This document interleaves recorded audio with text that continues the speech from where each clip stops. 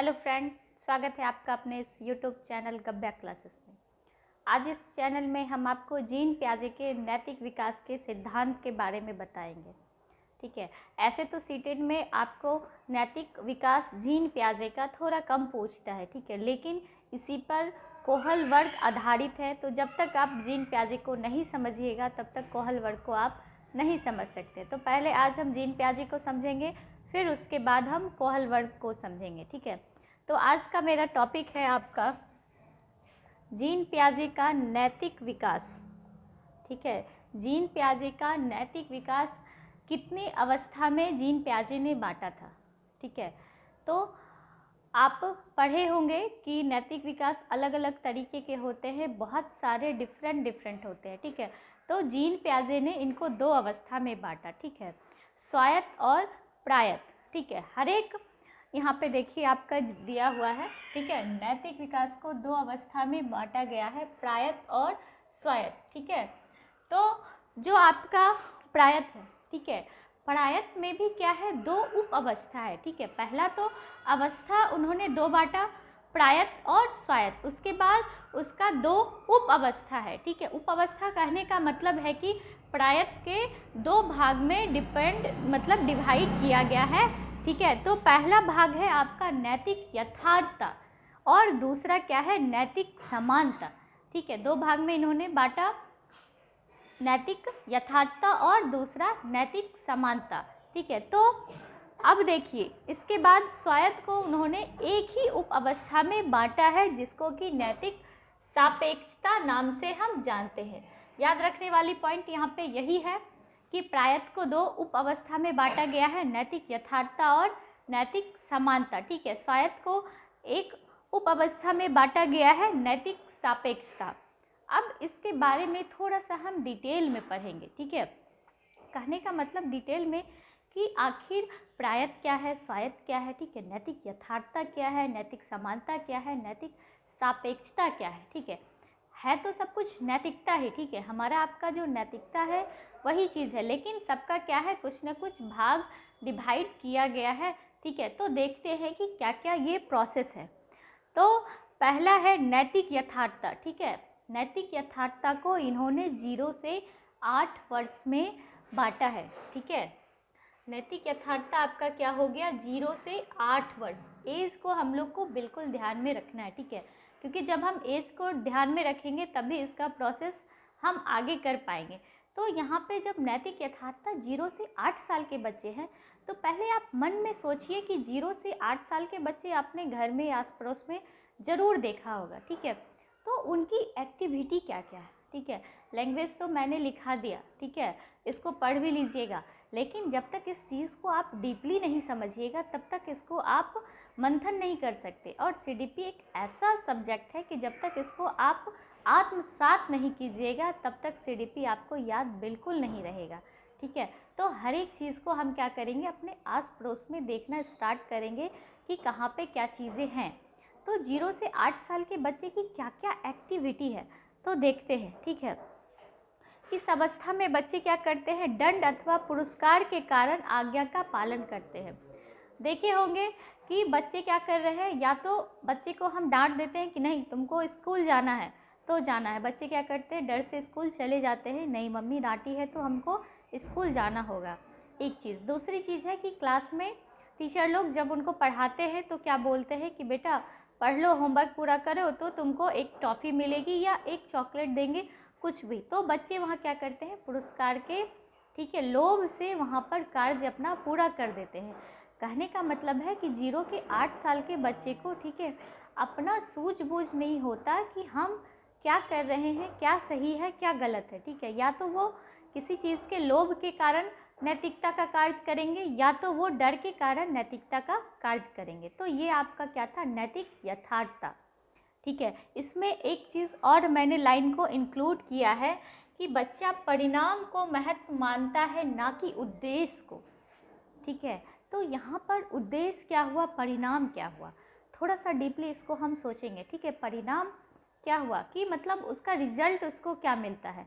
ठीक है, उद्देश्य आप दे दीजिएगा कि बेटा तुम अच्छा कार्य करो तो तुम्हारा नाम होगा वगैरह वगैरह। तो उससे उस 8 साल के बच्चे को, 7 साल के बच्चे को कोई फ़र्क नहीं पड़ेगा। लेकिन आप अगर बोलिएगा कि ये कार्य करो तो आपको टॉफ़ी मिलेगा, बिस्किट मिलेगा, तो वो परिणाम को क्या कर रहा है, महत्व मान रहा है कि हमको ये कार्य पूरा करने के बाद चॉकलेट मिलेगा, तो हम ये कार्य क्या करेंगे, पूरा करेंगे। तो यहाँ पर क्या किया, बच्चे ने परिणाम को महत्व माना, ना कि उद्देश्य को।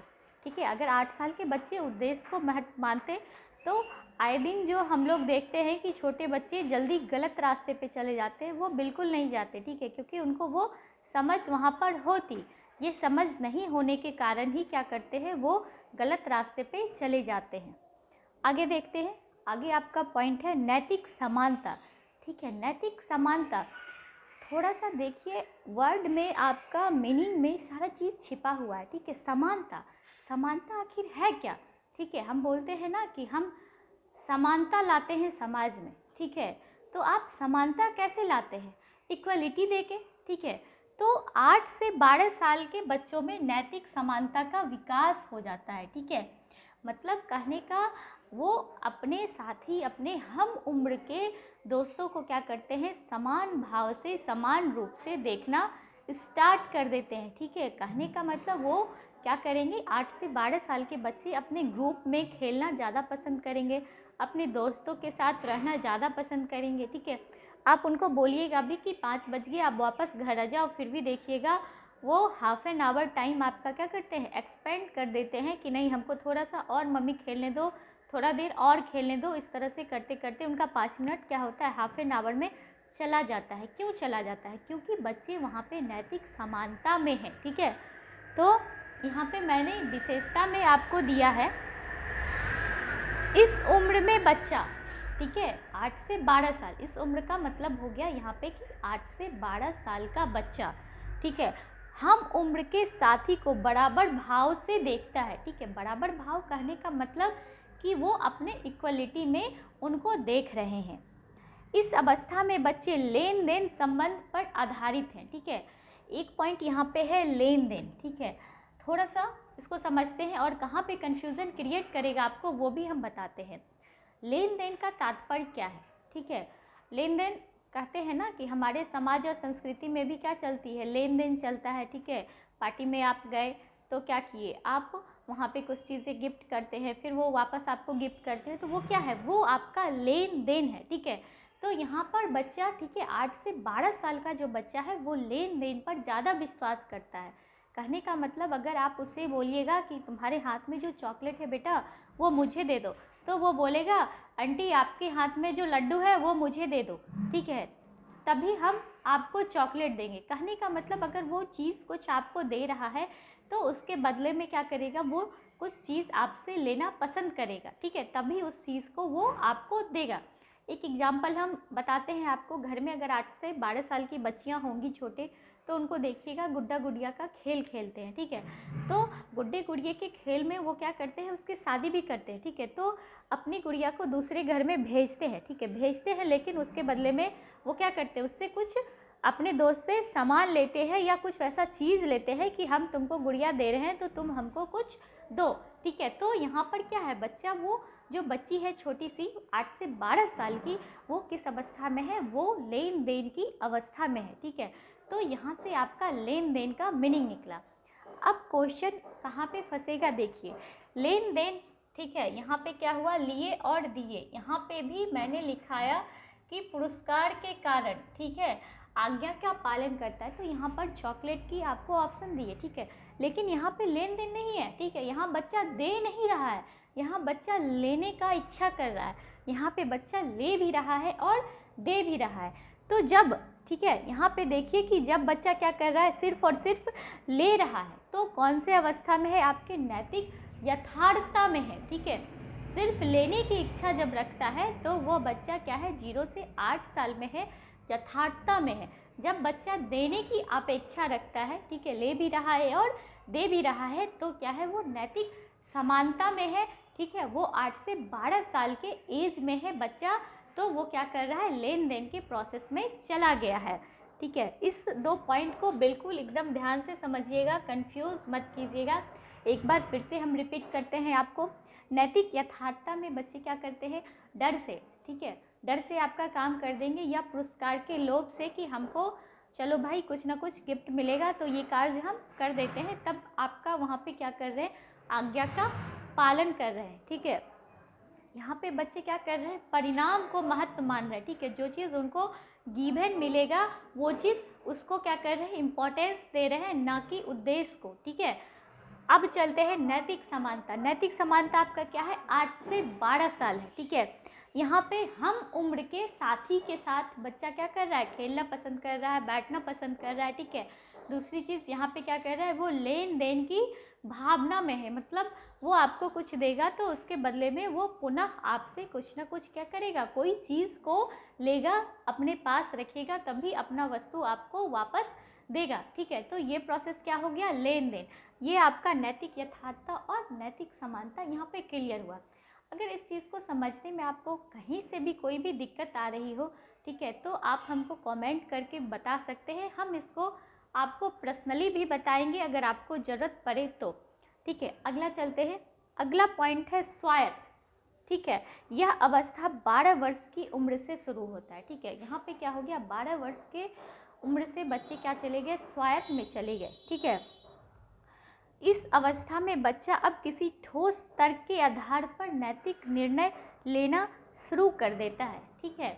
अब यहाँ पर कोई चीज़ अगर उसको निर्णय लेना हो, ठीक है, तो उसको कोई, ठीक है, वैसा ठोस चीज़ चाहिए जहाँ पे बच्चा यहाँ निर्णय लेगा। जैसे कि सती प्रथा, ठीक है, एक एग्जाम्पल देते हैं, सती प्रथा आपको हटा गया तो क्या हुआ, यहाँ पर ठोस निर्णय लिया गया, ठीक है। तो जिन्होंने हटाया वो क्या थे, स्वायत्त अवस्था में आ चुके थे, इसलिए यहाँ पर क्या किया, उन्होंने ठोस निर्णय लिया और इस चीज़ को यहाँ से हटाया, ठीक है।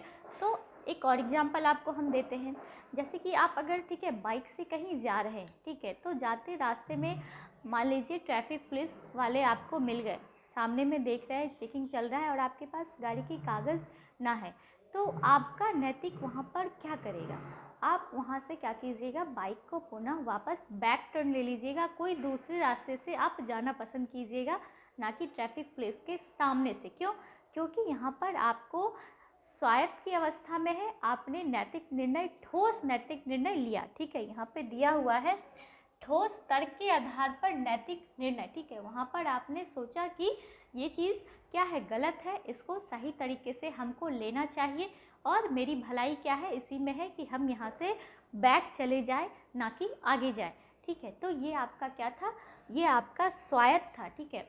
एक चीज़ यहाँ पे देखिएगा, प्रायत्त और स्वायत्त दो ही वर्ड है, प्रायत्त में आपका 2 उप अवस्था है, स्वायत्त में 1 उप अवस्था है, ठीक है। तो इस चीज़ को बिल्कुल ध्यान रखिएगा और अच्छे से इस चीज़ को समझिएगा। जिनको भी अगर कोई प्रॉब्लम है तो कमेंट बॉक्स में नीचे ज़रूर लिखिएगा, हम आपके प्रॉब्लम का सल्यूशन ज़रूर देंगे, ठीक है। तो जो लोग मेरे अभी तक इस चैनल को सब्सक्राइब नहीं किए हैं वो इस चैनल को सब्सक्राइब कीजिए, बेल आइकन को दबाइए और ज़्यादा से ज़्यादा अपने दोस्तों के साथ शेयर कीजिए। धन्यवाद।